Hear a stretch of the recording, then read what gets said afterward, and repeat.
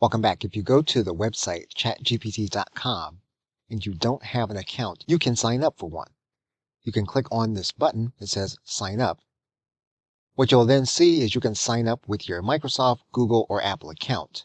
We're going to use a Google account, although you can use the account that you want to use.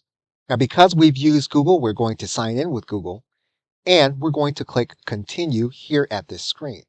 You are going to see a dialog box from ChatGPT. You're going to see a link to the Help Center. And once you have read through the dialog box, you can then click OK, let's go. Now, as of the recording of this video, you're going to see that ChatGPT is going to state that it is introducing GPT 4.0. Now, if you have a free account, you do have limited access to this model. We're going to click Try it out now.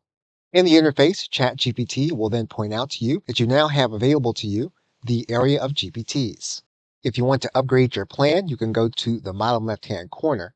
And if you want to check the elements of your account, you can click on your profile area. You'll then see any GPTs that you have available. You'll then also be able to go to this area to create custom instructions, as well as to look at your settings. Now, there are settings that will need customization, and we will look at them in the next video.